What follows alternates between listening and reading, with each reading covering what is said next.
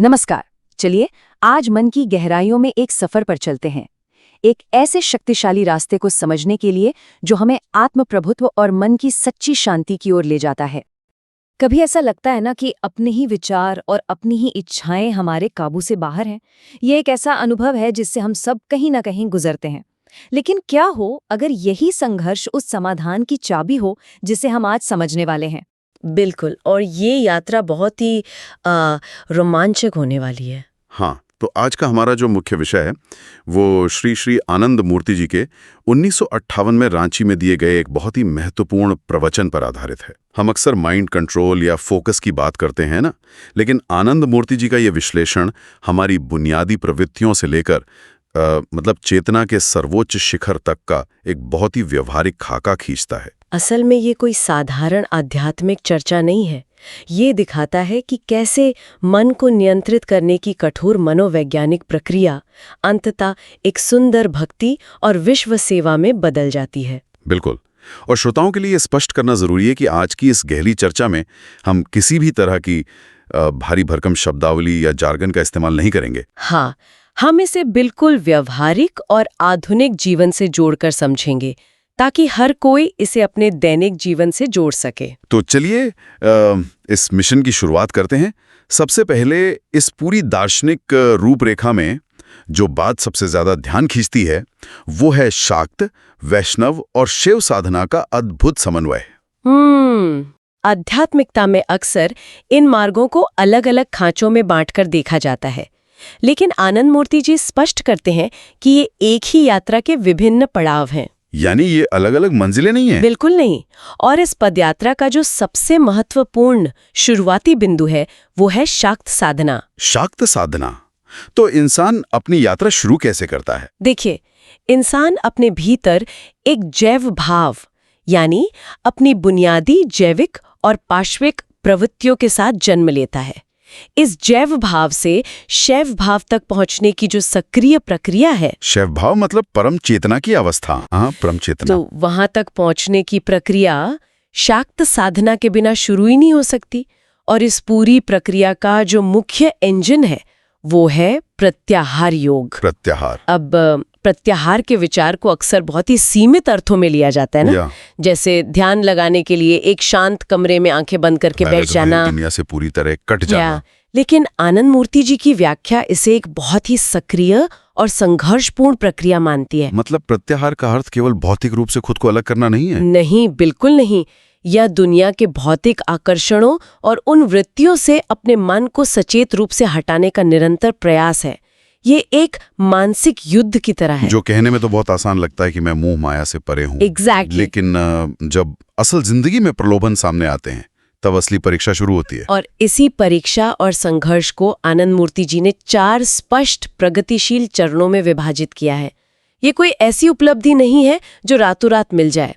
तो ये एक क्रमिक मनोवैज्ञानिक विकास है। चलिए उन 4 चरणों में प्रवेश करते हैं जिनसे हर साधक को गुजरना ही पड़ता है। इसमें जो सबसे पहली अवस्था है उसे क्या कहा गया है? सबसे पहली अवस्था को यतमान कहा गया है। यतमान का शाब्दिक अर्थ ही है प्रयास करना या चेष्टा करना। यानी अभी मन पूरी तरह नियंत्रित नहीं है। बिल्कुल। ये वो स्तर है जहां व्यक्ति का अपनी वृत्तियों या प्रवृत्तियों पर अभी कोई नियंत्रण नहीं है, लेकिन वो उस प्रवाह से खुद को अलग करने का सचेत प्रयास कर रहा है। इसका कोई व्यावहारिक उदाहरण? प्रवचन में ही एक बहुत प्रासंगिक उदाहरण दिया गया है। मान लीजिए समाज में कोई परिचित व्यक्ति है जो भ्रष्टाचार के रास्ते पर है, घूस ले रहा है और रातों रात अमीर हो रहा है। ये तो आज के दौर का बहुत ही आम परिदृश्य है। जब कोई ईमानदार व्यक्ति ऐसे भ्रष्ट इंसान को देखता है तो उसके मन में एक मनोवैज्ञानिक द्वंद्व पैदा होना स्वाभाविक है। तरीकों से ढेर सारा पैसा कमा चुका होता। और इस विचार का आना ही इस बात का प्रमाण है कि मन अभी शांत नहीं हुआ है। लालच की वृत्ति अभी भी भीतर है और बाहरी प्रलोभन देखकर जाग रही है। लेकिन इस यतमान अवस्था की जो सबसे बड़ी जीत है वो ये है कि व्यक्ति उस लालच के आगे घुटने नहीं टेकता। वो खुद को रोकने की कोशिश करता है। हाँ, वो उस गलत काम को करने से खुद को रोकने की जो प्रबल कोशिश कर रहा है वही प्रयास उसे यतमान बनाता है। इस मानसिक घर्षण को समझना बहुत जरूरी है। लालच का आना विफलता नहीं है, बल्कि लालच के बावजूद खुद को रोक लेना ही सफलता है। बिल्कुल। और जब ये प्रयास निरंतर चलता रहता है तब व्यक्ति दूसरे चरण में प्रवेश करता है, जिसे व्यतिरेक कहा गया है। व्यतिरेक, ये अवस्था कैसी होती है? ये आंशिक सफलता की अवस्था है, और अगर देखा जाए तो मनोवैज्ञानिक रूप से ये सबसे ज्यादा छलावे वाली अवस्था है। छलावे वाली कैसे? क्योंकि यहाँ होता ये है कि इंसान अपनी कुछ वृत्तियों पर तो पूरी तरह नियंत्रण पा लेता है, लेकिन कुछ अन्य वृत्तियां अभी भी अनियंत्रित रहती हैं। मतलब एक बुराई खत्म होती है तो दूसरी उसकी जगह ले लेती है। बिल्कुल। मान लीजिए एक व्यक्ति ने धन के लोभ पर विजय प्राप्त कर ली है। अब उसे पैसे का कोई मोह नहीं है, लेकिन धन का लोभ खत्म होते ही उसके भीतर यश या प्रसिद्धि की लालसा ने जन्म ले लिया। अरे वाह, ये तो बहुत सूक्ष्म बदलाव है। हाँ, आनंद मूर्ति जी इसका उदाहरण देते हैं कि उस व्यक्ति ने किसी विशाल मंच पर खड़े होकर एक शानदार भाषण दिया।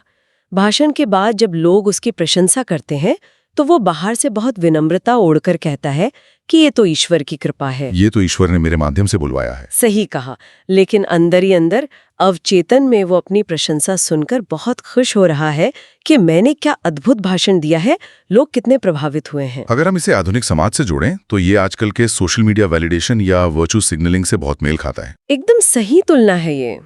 हम दुनिया को दिखाने के लिए सादगी का आवरण ओढ़ लेते हैं, लेकिन हमारी नजर लगातार इस बात पर रहती है कि समाज हमें कितना सराह रहा है, कितने लाइक्स मिल रहे हैं। हम भौतिक चीजों से दूर हो जाते हैं, लेकिन प्रसिद्धि और अहंकार पीछे के दरवाजे से प्रवेश कर जाते हैं। इंसान को लगता है उसने मोह छोड़ दिया है, लेकिन मोह ने केवल अपना रूप बदला है। स्थूल धन का मोह सूक्ष्म यश के मोह में बदल गया है। जब कोई इस छलावे को भी पार कर लेता है तब वह तीसरे चरण में पहुंचता है, जिसे एकेंद्रिय कहा गया है। एकेंद्रिय की अवस्था में नियंत्रण लगभग पूरा हो चुका होता है। व्यक्ति ने अपनी ज्यादातर वृत्तियों पर काफी हद तक लगाम कस ली है, लेकिन पूर्ण सफलता अभी भी नहीं मिली है। हाँ, लगभग और पूर्ण के बीच का फासला बहुत महत्वपूर्ण है। इस स्तर पर मन पर पूर्ण स्वामित्व या मास्टरी नहीं आई है। तो इसमें क्या होता है? व्यक्ति को लगता है कि उसने अपने क्रोध या कामुकता पर पूरी तरह से विजय पा ली है, लेकिन उसके अवचेतन मन में अभी भी कुछ संस्कार दबे हुए होते हैं। और वे कभी भी भड़क सकते हैं। बिल्कुल। अचानक किसी अप्रत्याशित क्षण में वे दबे हुए संस्कार भोगने के लिए जाग उठते हैं। तीव्र क्रोध आ जाता है और बाद में अत्यंत गहरा पश्चाताप होता है। ये तो हम सबके दैनिक जीवन से जुड़ा है। कोई महीनों तक अपने गुस्से पर काबू रखता है और फिर किसी दिन ट्रैफिक जैम में उसका सारा संयम टूट जाता है। इसे समझाने के लिए आनंद मूर्ति जी ने कीट दष्ट फूल यानी कीड़े लगे हुए फूल का एक बहुत ही शानदार रूपक इस्तेमाल किया है। कीड़े लगा हुआ फूल, ये कैसे काम करता है? कल्पना कीजिए कि मन की 10 इंद्रियां हैं और उनमें से 9 इंद्रियों पर साधक ने पूरी तरह से नियंत्रण कर लिया है, लेकिन केवल एक इंद्रिया अभी भी अनियंत्रित है, भटक रही है। हाँ, ये स्थिति बिल्कुल उस खूबसूरत फूल की तरह है जो बाहर से तो बहुत आकर्षक है, लेकिन उसके भीतर एक कीड़ा लगा हुआ है। और कोई भी समझदार व्यक्ति उस कीड़े लगे हुए फूल को ईश्वर की पूजा में अर्पित नहीं करेगा। भले ही वो फूल 99% सुंदर हो, लेकिन उस 1% कीड़े की उपस्थिति उसे अपवित्र कर देती है। यही एकेंद्रीय अवस्था की सबसे बड़ी चुनौती है। पूर्ण प्रत्याहार के लिए उस अंतिम सूक्ष्म विकार को भी जड़ से मिटाना आवश्यक है। बिल्कुल। और जब इंसान इन तीनों कड़े संघर्षों को पार कर लेता है, तब वो अंतिम और सर्वोच्च चरण में प्रवेश करता है। इसे वशीकार कहा गया है। वशीकार, ये तो इस पूरी यात्रा का शिखर है। यह वह अवस्था है जहां प्रत्याहार अपने पूर्ण और सार्थक रूप में प्रकट होता है। यहाँ संघर्ष समाप्त हो जाता है और मन पर आत्मा का 16 आना यानी 100% अधिकार हो जाता है। इस अवस्था में इंसान अपनी व्यक्तिगत सत्ता या अपने अहंकार को पूरी तरह से प्रकृति तत्व में विलीन कर देता है। सही कहा। यह कोई बलपूर्वक किया गया नियंत्रण नहीं है, बल्कि यह एक ऐसी अवस्था है जहां साधक की अपनी कोई अलग इच्छा शेष ही नहीं रहती। गोपी भाव में शायद इसे ही कृष्ण शरण कहा जाता है। बिल्कुल, इसे ही पूर्ण समर्पण कहा जाता है। जो यात्रा शाक्त साधना के कठोर मानसिक अनुशासन से शुरू हुई थी, वह अपने सर्वोच्च शिखर पर पहुंचकर पूर्ण समर्पण में बदल जाती है। यानी अपनी प्रवृत्तियों पर सबसे बड़ी विजय उन्हें कुचलना नहीं है, बल्कि अपनी सत्ता को एक उच्चतर सत्ता के प्रति समर्पित कर देना है। जब मैं ही नहीं रहा तो वृत्तियों को भोगने वाला कौन बचा? यही वशीकार सिद्धि है। इस बिंदु पर आकर एक बहुत ही स्वाभाविक सवाल उठता है। ये सारी प्रक्रिया देखने में एक बहुत ही व्यक्तिगत और आंतरिक मनोवैज्ञानिक यात्रा लगती है। तो इस कड़े आत्मनियंत्रण का इस बाहरी दुनिया, हमारे समाज और विश्व सेवा के साथ क्या संबंध है? यह इस प्रवचन का सबसे महत्वपूर्ण और व्यवहारिक पक्ष है। आनंद मूर्ति जी समझाते हैं कि यह साधना केवल जंगल की गुफा में बैठकर खुद को मुक्त करने के लिए नहीं है। तो इसका उद्देश्य क्या है? यह ज्ञान, कर्म और भक्ति का एक जीवंत सामंजस्य है। उनके अनुसार शैव भाव विशुद्ध ज्ञान का प्रतीक है, लेकिन एक प्रगतिशील समाज के निर्माण के लिए केवल सूखे ज्ञान की आवश्यकता नहीं है। समाज को एक सकारात्मक ऊर्जा की जरूरत है ताकि सभी के लिए खुशी और न्याय सुनिश्चित किया जा सके। बिल्कुल, और इसके लिए समाज को शाक्त और वैष्णव भाव की अधिक जरूरत है। शाक्त भाव का अर्थ है असीम ऊर्जा, संघर्ष करने की क्षमता और कर्म की प्रधानता। जब कोई व्यक्ति शाक्त भाव से प्रेरित होकर जगत सेवा या विश्व सेवा शुरू करता है तो वह एक योद्धा की तरह काम करता है। हाँ, शुरुआत में समाज सेवा एक कर्तव्य के रूप में शुरू होती है। व्यक्ति अन्याय के खिलाफ खड़ा होता है, लेकिन जैसे जैसे उसका प्रत्याहार योग परिपक्व होता है, वह वशीकार की ओर बढ़ता है और उसकी सेवा का स्वरूप बदल जाता है। एकदम सही। उसकी वह कर्म प्रधान शाक्त सेवा एक गहरी वैष्णव सेवा में रूपांतरित हो जाती है। वैष्णव सेवा का अर्थ है प्रेम और भक्ति से ओतप्रोत सेवा। तब वो समाज की सेवा इसलिए नहीं करता क्योंकि ये उसका कर्तव्य है, बल्कि इसलिए करता है क्योंकि उसे हर इंसान में उसी ईश्वर का रूप दिखाई देने लगता है। और यही वो बिंदु है जहां कर्म और भक्ति एक हो जाते हैं। और इसी बात को प्रमाणिक बनाने के लिए आनंद मूर्ति जी ने महान दार्शनिक आदि शंकराचार्य का एक बहुत ही सटीक उद्धरण पेश किया है। शंकराचार्य को भारतीय दर्शन में ज्ञान मार्ग का सबसे बड़ा प्रणेता माना जाता है, लेकिन आनंद मूर्ति जी ध्यान दिलाते हैं कि ज्ञान के उस सर्वोच्च शिखर पर बैठकर भी शंकराचार्य ने अंततः क्या स्वीकार किया। उन्होंने क्या कहा था? उन्होंने लिखा, मोक्ष कारण सामग्र्याम भक्तिरेव गर्यसी। इसका अर्थ है कि मोक्ष प्राप्ति के जितने भी मार्ग हैं उनमें भक्ति का ही स्थान सर्वश्रेष्ठ है। यह बहुत ही अद्भुत है कि जो व्यक्ति जीवन भर तर्क और विशुद्ध ज्ञान की बात करता रहा, वो भी अंत में स्वीकार करता है कि बिना भक्ति के ज्ञान अधूरा है।